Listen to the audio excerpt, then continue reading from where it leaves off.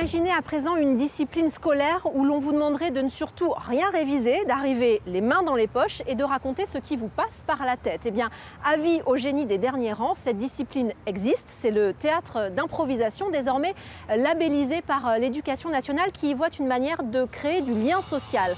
Son plus célèbre ambassadeur, Jamel Debbouze, a d'ailleurs créé un concours national dans les écoles et la ville de Grasse y a très tôt participé. Les matchs d'impro et ses vertus ont même gagné le monde de l'entreprise, mais c'est d'abord par un derby régional, un bon vieux Nice-Marseille, qu'on a décidé de vous initier à cette discipline aussi récréative qu'éducative. C'est un reportage signé Magali Roubaud, Frédéric Cerulli et Béatrice Mariani.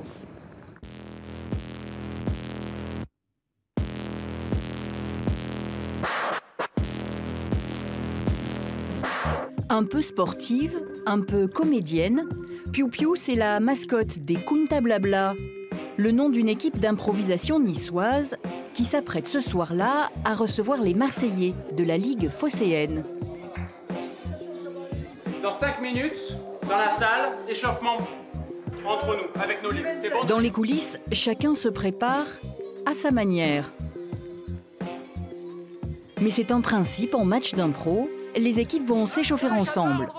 3 garçons, 3 filles, la parité est obligatoire. Premier exercice commun, se rappeler le prénom des joueurs à sa droite et à sa gauche. Olivier, Issam. Issam, Fabien. Fabien, Jean. Jean, Gilles. Mikado, David. Gilles, David. David, Mikado.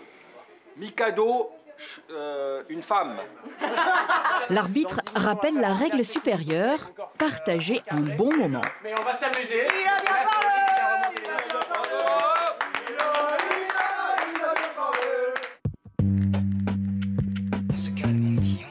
Bonsoir. Vous pouvez nous dire ce qui vous séduit dans ce genre de soirée? C'est original, le prix est réduit et on passe un bon moment.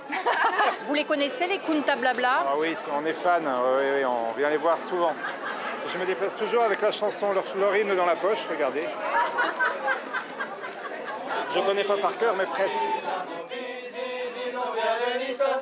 Nice à la bella, alors ce soir prends garde à toi. On a la tchatche, la promenade, le carnaval, carnaval, carnaval, on a la tchatche. En improvisation, l'hymne fait partie du protocole. Il débute chaque rencontre et donne le ton de la soirée. Ludique et très codifié. De nous pauvres Marseillais, si jamais on s'escagassait. L'improvisation, certaines personnes disent « Oui, mais improviser, c'est voilà, vous faites n'importe quoi ». Non, pas du tout. C'est véritablement un cadre qu'on met en place avec des codes de jeu à respecter pour pouvoir monter des belles histoires et qu'on puisse se comprendre en une dizaine de secondes. Ok, je ne te connais pas, je ne t'ai jamais vu, on est tous les deux dans ce bateau ensemble, on va ramer ensemble pour présenter une belle histoire. Je note qu'à Marseille, on aime bien se faire exclure avant un match. Vous êtes 5 joueurs. Un match d'improvisation se joue avec 2 équipes de 6 joueurs. Il manque un joueur. Faute, s'il vous plaît. L'arbitre, c'est le métronome de la soirée. Il attire volontiers les sifflets à lui. Deuxième improvisation de la soirée. Les huées pour lui, les applaudissements pour les joueurs. Libre, nombre de joueurs illimité, durée de l'impro 4 minutes. T'arrives à me peindre là ou t'arrives pas à me peindre? Être une star, ça n'est pas donné à tout le monde. Écoute, je ne ressens pas... Je sais, justement, moi je me dis que tu vois, quand tu es une star comme moi, à un moment donné, c'est ça que tu viens de peindre là? Ça, Non, tu penses non, que ça, non, vraiment ça me met en valeur? Tu penses que vraiment... Stéphanie, c'est un miroir! La table! Dans un match d'impro, le public est essentiel. Public, votre vote, s'il vous plaît. Chaque interprétation fait l'objet d'un vote pour l'une ou l'autre des équipes. Majorité blanc. Oui. Des équipes qui ont 20 secondes pour décider qui va entrer sur scène en premier et dans quelle situation. Super, pion-pion. Super. Pion-pion. Tu vas pas que je m'entraîne, chérie? Je sais, bébé, mais l'hygiène, c'est important, hein? Toujours, faut que tu fasses ton intéressant. Tu sais que je dois le gagner, ce marathon. Je sais que tu dois le gagner, mais justement, tu t'occupes plus de moi. Ça va qui? Qui ça va être ton super pion-pion?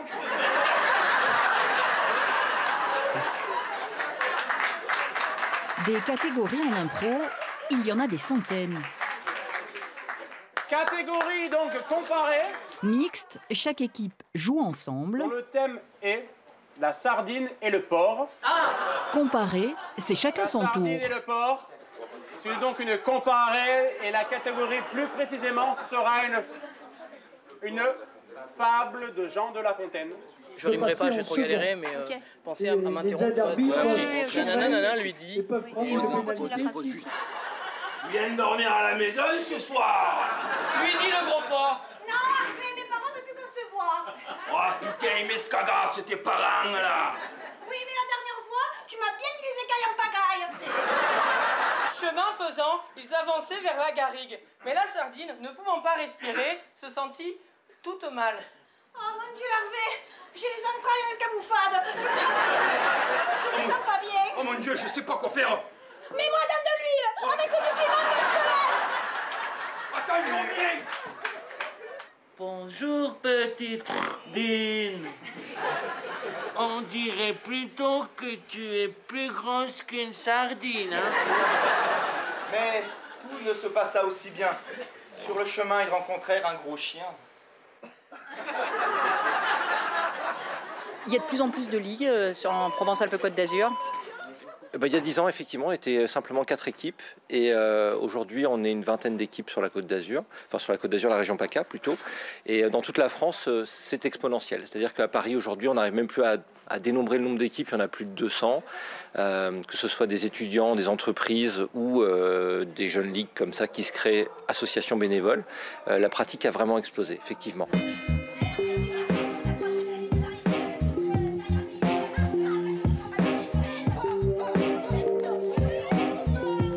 Ces joueurs d'improvisation partagent la scène, mais surtout la même attirance pour un art où la règle est la bienveillance et la compétition un alibi.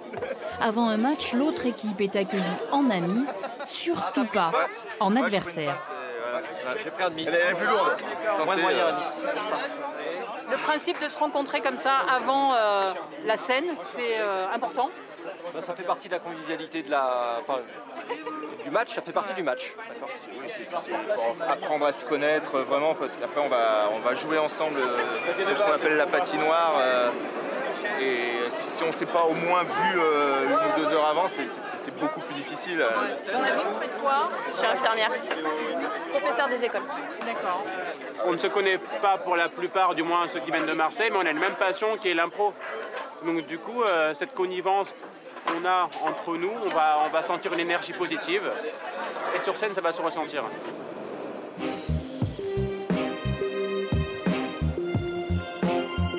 L'improvisation théâtrale crée du lien. L'éducation nationale vient de le reconnaître et incite désormais les établissements à l'enseigner aux élèves volontaires.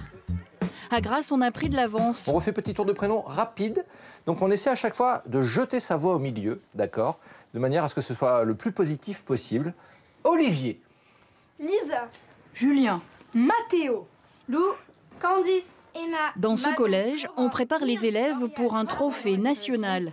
Chaque semaine à la récré, ce petit groupe se retrouve dans cet établissement qui accueille des classes traditionnelles ou aménagées. Je répète sa phrase, après je dis la mienne. Non, elle va répéter elle et tu dis la tienne. Ils ont mangé tout le chocolat. Alors ses amis étaient méchants, étaient pas contents. Les élèves de SECPA sont des élèves qui ont un parcours parallèle au collège traditionnel. Des élèves du lycée sont des élèves qui ont des déficiences cognitives et qui suivent de façon épisodique le cursus classique. L'alchimie semble opérer. Créer entre ces personnages, ça peut être quoi? Amical, oui. Amoureux. Oui, en couple, amoureuse, familiale. Qu'est-ce qu'on peut avoir d'autre? Moi j'adore, c'est du bonheur de les voir s'exprimer, prendre du plaisir et jouer. Voilà, et apprendre à vivre ensemble, à s'écouter. L'écoute est très importante en improvisation. Donc c'est une des choses qu'ils doivent apprendre et qu'ils maîtrisent mal. L'écoute est très importante. Donc c'est une bonne école, on va dire. Magnifique, on en redemande. Prochain thème. Apprendre à s'écouter. Un véritable exercice. Le prochain thème de cette improvisation mixte sera « Il faut que ce soit propre ». 20 secondes pour choisir un personnage, ici, une femme de ménage. Une femme de ménage, elle fait grave mal son boulot. Parce que... Dans une famille de riches. Ouais, parce qu'elle est amoureuse du mec qui la paye. Du coup, elle passe son temps à regarder et elle fait plus du tout son ménage. L'imagination, c'est bien, mais sans aller trop loin. Elle veut garder un contact avec le mec qui aime, c'est le père de la famille. Faut créer qu'un personnage, pas un contexte. L'histoire, il faut la construire. Mais qu'est-ce que vous faites? Laissez-moi faire le travail, c'est pas avec l'autre équipe. Moi aussi, je suis au collège, je dois faire mon travail aussi. Ils m'ont dit de nettoyer la classe. Je fais comment? Je nettoie. Oui, mais moi aussi. Une autre équipe qui a choisi un autre scénario. Il va falloir s'adapter. En gros, on a un peu 3 cerveaux en impro, puisque c'est vrai qu'on joue, on se met en scène et on raconte une histoire en même temps. Il faut qu'on arrive à gérer toutes ces contraintes-là. Et on dit aussi que plus on commence à penser à l'histoire, moins on la joue. Alors il y a plein de contraintes paradoxales en impro. Il faut être capable de la penser, mais en la vivant. Parce que sinon, si on ne fait que la penser, du coup on n'est plus dans le jeu, on n'est plus dans le moment, on n'est plus dans le direct. Du coup, c'est aussi pour ça qu'on s'entraîne à faire des petits jeux dans lesquels souvent ils ont des contraintes qui ne sont pas évidentes. Ils ont mangé tout le chocolat. Alors ses amis n'étaient pas contents. Ils se mettent à grossir. Ils voulaient se venger. Une phrase chacun pour construire une histoire. Une forêt noire, une forêt blanche. Un moyen d'insister sur le rôle de chacun pour une impro réussie. Ils retrouvent la sortie de la forêt noire et ils vont vers la forêt blanche. Ok. C'est bien pour moi, ça m'apprend. Qu'est-ce que ça t'apprend? À communiquer avec les autres et à jouer avec les autres en fait. Je me suis fait plein de potes que j'aurais pas imaginé, que je recroisais dans la cour et que je leur parlais pas forcément. Ouais. 4, 3, 4. Cette gymnastique du corps et de l'esprit, les collèges grassois la proposent. Des comédiens préparent des collégiens au trophée Culture et Diversité. L'an dernier, l'équipe de Diwan, ici en plein mime de la peur, est arrivée en demi-finale.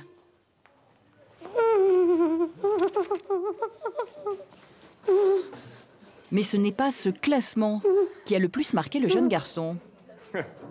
Quel souvenir tu as du trophée de l'impro l'an dernier? C'était très amusant et puis même si on était, par rapport au public, on était adversaires, réellement on était tous amis, on était tous unis. Donc ça montre le vrai côté des compétitions en fait. Le mieux c'est plus de s'amuser à faire des appros devant des gens que de vraiment gagner quoi. Le trophée Culture et Diversité, c'est cet ancien collégien qui l'a créé. Jamel Debbouze avait 13 ans lorsqu'il rencontre Alain Degois. C'est un ancien éducateur qui va l'initier à l'impro, tout comme Sophie Aram ou Arnaud de sa mère. Attrape, tout le monde l'appelle Papy parce qu'il imite Papy Mougeot de Coluche. Il va former des centaines de jeunes avec une seule interdiction, manquer d'imagination. Tu leur apportes un espace vide en leur disant vous pouvez le remplir de tout ce que vous avez, de toute l'énergie que vous avez, et ils en ont, et ça te donne des super impros, ça te donne des gamins de 8 ans à des gamins de 25 balais en train de s'éclater à faire ça, quoi. En 2017, l'impro gagne du terrain. Un centre national est né, et à Amiens, on reçoit les premières assises nationales du genre. Ceux qui la pratiquent et qui l'enseignent s'y donnent rendez-vous. Je vous explique pas ce qu'on ressent, nous, de vous voir là, pour ces premières assises, qui est un projet qu'on a dans les cartons et aussi dans le cœur depuis 2 ans. À la tribune, Jean, lui-même initiateur de Papy. Cet ancien professeur d'EPS des Yvelines est devenu enseignant-chercheur, sociologue et historien de la discipline.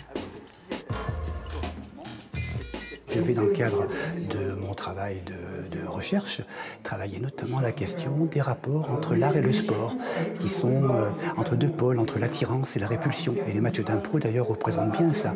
À la fois la revendication de l'ancrage sportif et à la fois le rejet de cet ancrage sportif. Et d'une certaine façon, les matchs d'impro, pour les cultureux, c'est pas du théâtre, et pour les sportifs, c'est pas du sport. Donc c'est une pratique de l'interface, de la marge, et c'est en ça qu'en tant que sociologue, ça m'intéresse. Exceptionnelle, la finale de la 2e Coupe du Monde de l'improvisation. En 1986, c'est l'événement à Paris. Le Bataclan, transformé en fausse patinoire géante, reçoit la Ligue nationale d'improvisation du Québec. Les inventeurs des rencontres d'impro dans un décor de match de hockey, là où il y a du monde, sont 2 comédiens canadiens, Leduc et Gravel. Le spectateur, par rapport à notre spectacle, et dès son entrée en salle, est aussi joueur que le comédien qui joue sur la patinoire. À ce niveau-là, je pense que c'est intéressant dans le rapport qui peut exister avec le spectateur et le comédien. Il y aurait du bruit partout! La fusillade! La finale oppose la France au Québec. Dans le public, Rufus, adepte du genre. Robert Charlebois, venu en curieux. Et la comédienne canadienne Carole Laure, groupie de la première heure. La Marseillaise, quelque chose comme ça! Ce serait fabuleux! Moi, j'étais là quand ils ont commencé à faire ça, les Québécois. Les billets se vendaient au marché noir. C'était la folie. Il fallait attendre 2-3 semaines pour pouvoir entrer. C'était très, très populaire, très vite. Et l'équipe s'est développée ensemble parce que, bon, bien sûr, un individu se lance comme ça, mais l'idée, c'est de jouer ensemble aussi, de ne pas bloquer l'autre. Alors, c'est un formidable travail d'équipe. Moi, j'ai suivi ça beaucoup et j'étais très excitée quand ils ont commencé à faire ça ailleurs, dans d'autres pays. J'ai jamais eu aussi peur de ma vie. Il y a eu des moments où vous disiez, je vais m'en aller, je vais courir, je vais m'en aller là-bas. On n'a pas le droit, mais d'un autre côté, si on y va pour jouer, on s'amuse formidablement. Et le public aussi, vous avez remarqué. Cette compétition lance le concept à grande échelle. Des ligues vont éclore et les rencontres se multiplier. Tiens! Vous avez un œillet? Oui! Ah! Vous êtes l'homme que je cherche. C'est vous que j'attendais.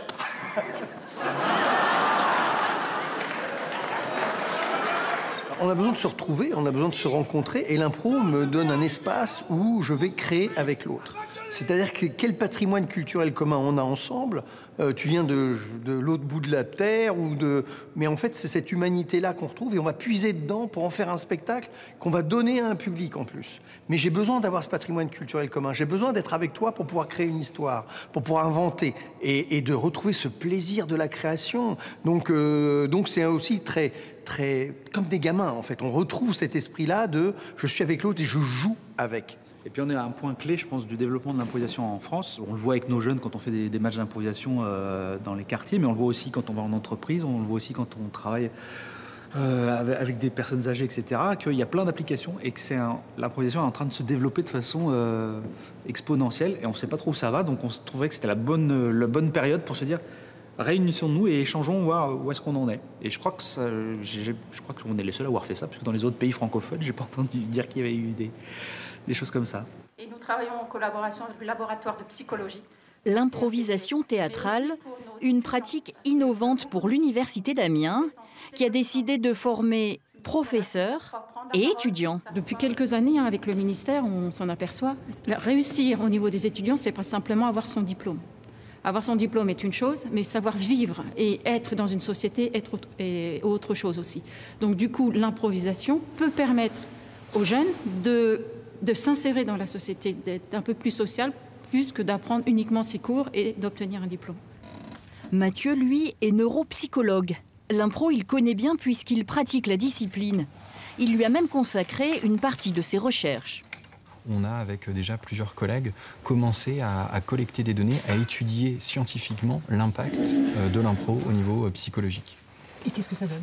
Alors, les premiers résultats qu'on a retrouvés dans le laboratoire tentent à montrer qu'il y aurait une diminution de l'anxiété après la pratique de l'impro. Donc, on compare les niveaux avant-après. On compare aussi un groupe contrôle, c'est-à-dire un groupe qui fait autre chose que de l'impro, avant et après, qui lui bouge pas, parce qu'il n'y a pas de raison qu'il bouge. Et ce qu'on voit, c'est que le groupe qui fait de l'impro, lui, voit l'anxiété diminuer. On a fait ça avec des adultes. Et puis aussi, une autre recherche qui devrait être publiée dans les prochaines semaines, prochains mois, qui montre qu'il y a une amélioration de la créativité. Même chose après une dizaine d'ateliers d'improvisation chez des adolescents. À Grasse, cela fait des années que le théâtre joue le jeu de l'impro et l'a fait découvrir à son public. Cette fois, c'est avec le comédien aixois Didier Landucci. L'impro, c'est sa spécialité. Pendant 15 ans, il joue devant des milliers de personnes en duo le spectacle des bonimenteurs. Aujourd'hui, il est seul en scène. On y va. Le thème, c'est interrogation. On va prendre un personnage au hasard. Un spectacle participatif. Madame, est-ce que vous pouvez me donner un personnage, n'importe quoi, ce qui vous passe par la tête? Où le public va jouer le rôle du partenaire. L'élève n'a pas étudié, d'accord? On a une prof de maths, ça se passe en montagne, c'est une interrogation et c'est une élève qui n'a pas étudié, d'accord? Et tout ça, on doit le mettre. Le contexte est créé. Alors normalement, c'est une seule personne qui doit se le créer dans son esprit. Mais là, tac, on a fait un travail collégial. Attention, c'est parti.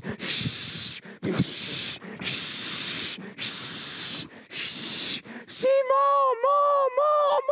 Simon, je vous ai vu, pas la peine de vous cacher derrière ce mélèze. Ah, Simon, je vous suis depuis grâce. Mais oui, c'est moi, mademoiselle Hortense, votre prof de maths.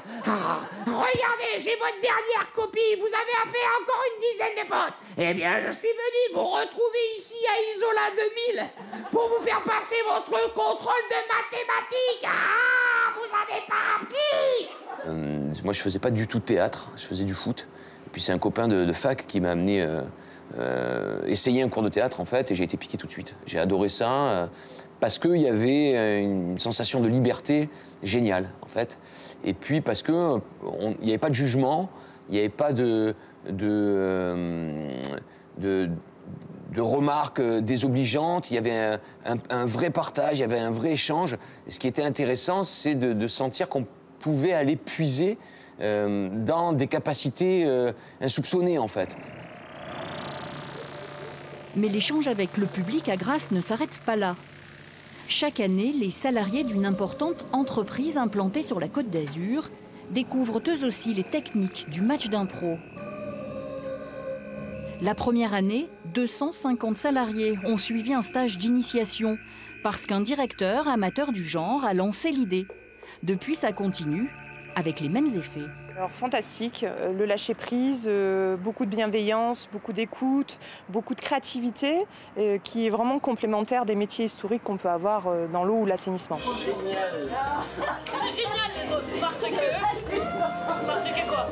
On va marcher dans une pièce, on histoire, tout le monde s'arrête en même temps, une main en l'air, l'autre main en l'air, on peut un cri, il faut mimer des scènes de rire, de pleurs. Il faut passer au-delà, il faut vaincre cette barrière et vraiment se lâcher. On ne se connaissait pas et on s'aperçoit qu'en fait, à la fin, on était une troupe. Hein, c'est vrai, c'est la troupe de théâtre. Moi, j'ai découvert ce que c'est qu'une troupe. L'entreprise est aujourd'hui devenue mécène et partenaire du Théâtre de Grasse. Cette année, Didier Landucci sera le référent et formateur des salariés volontaires de la société. La performance, en fait, c'est vraiment un outil d'épanouissement personnel où on travaille plein de qualités humaines et les gens se sentent concernés par ça. Quand restons tournés sur une même entreprise... avec des techniques managériales habituelles. C'est une approche du théâtre qui est accessible à tous. C'est souvent ludique, c'est drôle et c'est à la portée de tout le monde, de toutes les personnes qui veulent essayer. Tu veux un whisky comme d'habitude? 2.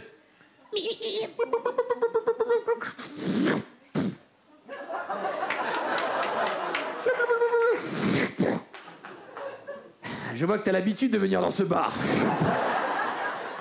Et puis, il y a un côté aussi développement personnel qui m'intéresse. Il y a un côté ouverture d'esprit, épanouissement, parce que les techniques d'impro que l'on utilise pour improviser sur un plateau peuvent aussi bien servir à tout un chacun pour s'améliorer. L'improvisation, c'est vraiment un sport.